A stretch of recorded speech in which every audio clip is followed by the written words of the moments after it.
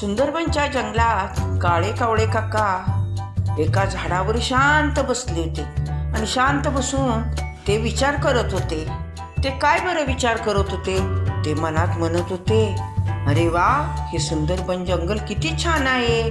मोठमोठी झाडे, रंगीबेरंगी फुले, फळे आणि मऊ मऊ गवत. किती जंगल छान आहे. निळ्या पाण्याचं सरोवर आहे आणि या जंगलात फिरणारे पक्षी, प्राणी किती रंगीबेरंगी आहेत. किती छान दिसते वातावरण हे, असे ते स्वतःशी मनाशी म्हणत होते. तेव्हा गंगाराम पोपट काका आणि गंगी पोपटताई उडत जाताना पाहिले. अरे अरे रे, बघा ते गंगाराम पोपट काका आणि गंगीताई, किती त्यांच्या शरीराचा रंग पोपटी हिरवा आहे, चोच लाल, गळ्यात लाल गोप आहे. किती देवाने त्यांना किती सुंदर रूप दिले, रंगही छान दिलाय. माझा बघा रंग काळा मिट्ट, मला नाही रंग आवडत हा. काय करावे बरे? तेवढ्या कबूतर काकांचा परिवार उडत उडत आला. मग कावळे काका म्हणाले, बघा बघा, किती कबूतर काकांचा अंगाचा रंग छान आहे. सगळा त्यांचा परिवार पांढरा शुभ्र आहे. असा रंग मला पाहिजे होता. मग त्यांना आठवलं, काही दिवसापूर्वी त्या जंगलाजवळ असलेल्या एका छोट्याशा गावात कावळे काका गेले होते. त्यांनी एक रंगाऱ्याचं घर पाहिलं होतं. त्याच्या दारात वेगवेगळ्या रंगाचे हौद पाहिले होते.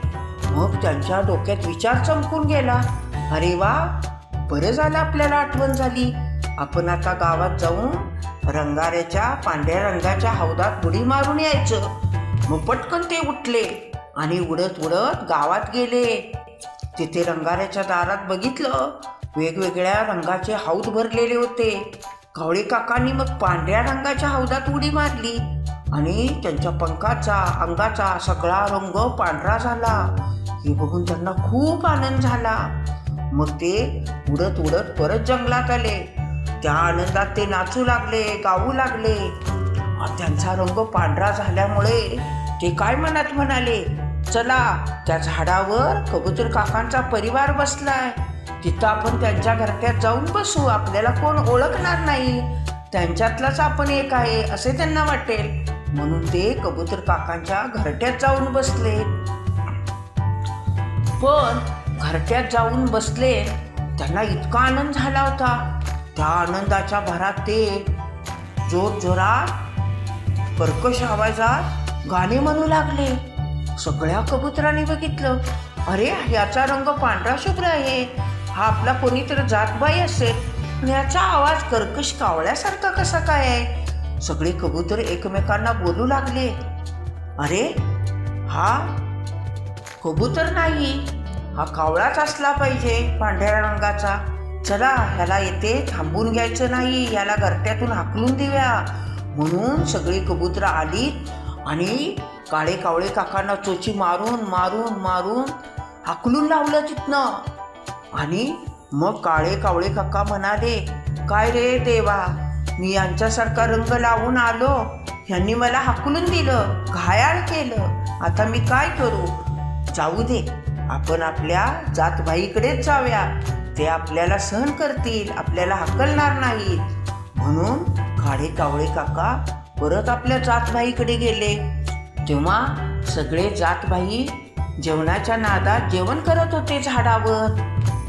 कोण फळे खात होते, कोण डाळी, अन्न असले खात होते. आणि कावळे काका गेले आणि त्यांच्या एका जातभाईच्या समोर जाऊन बसले आणि त्याच्यातले अन्न खाऊन लागले. तेव्हा त्यांचा जातभाई काय म्हणाला, अरे, कोण रे तू पांढऱ्या रंगाचा आणि माझ्यातले अन्न का खातोस? चल जा इथून. मग काळे कावळे काका म्हणाले, अरे, मी दुसरा तिसरा कोणी नसून तुमचा जातबाईच आहे. नाही, तू जातबाई नाहीस आमचा. तुझा रंग पांढरा कसा आहे? मग चल जा, निघ इथून. असे म्हटल्यावर सगळे कावळे दादा जमले आणि चोची मारून मारून काळे कावळे काकांना हाकलून काढलं. बिचारे काळे कावळे काका काय करणार? पांढऱ्या रंगाला बळी पडले.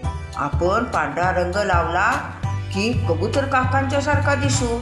कबूतर काकांचा परिवार, जातबाई फसतील, आपले जातबाई फसतील. पण कोणीही फसले नाही. त्यांची चोरी उघडकीला आली आणि स्वतः कावळे काका हे ढोंग करायला गेले, दुसऱ्याला फसवाय गेले आणि स्वतःच फसले. म्हणून म्हणतात दुसऱ्याला फसवाय गेलो की स्वतःचीच फसवणूक होते. म्हणून दुसऱ्याला कधी फसवू नये. हा व्हिडिओ आवडला असेल तर आपल्या आजीच्या गोष्टी चॅनलला लाईक करा, शेअर करा आणि सबस्क्राईब करा.